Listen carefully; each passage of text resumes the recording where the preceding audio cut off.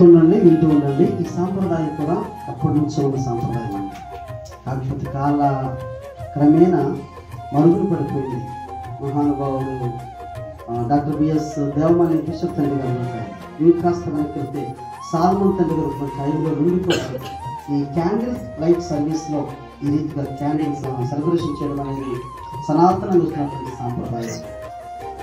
మీలోని విశ్వాసాన్ని పెంపొందించడానికి మరుగులు పడినటువంటిది మరుగై ఉండకూడదు కాబట్టి ఈ యొక్క సెలబ్రేషన్ రీతిగా జరుగుతున్నాం. ఇక్కడ 5 క్యాండిల్స్ మనం స్టాండ్ చేస్తాం. ఒక్కొక్క క్యాండిల్ ఒక్కొక్క ప్రత్యేకత కలిగినటువంటిది.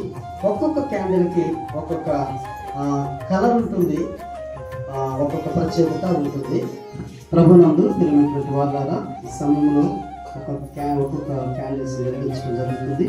ఒక్కొక్క క్యాండిల్ ఒక్కొక్క ప్రత్యేకత కలిగినటువంటిది. వివిధమైనటువంటి రంగులు కూడా ఆ ప్రత్యేకతను చూపిస్తున్నాయి. ద క్యాండిల్ ఆఫ్ లవ్, గట్టిగా చెప్పడం కూడా ప్రేమకు గుర్తుగా క్యాండిల్ వెలిగిస్తున్నాం. క్యాండిల్ ఆఫ్ జాయ్, సంతోషానికి గుర్తుగా ఈ క్యాండిల్ వెలిగిస్తున్నాం. ద క్యాండిల్ ఆఫ్ పీస్, సమాధానానికి గుర్తుగా ఈ క్యాండిల్ వెలిగిస్తున్నాం.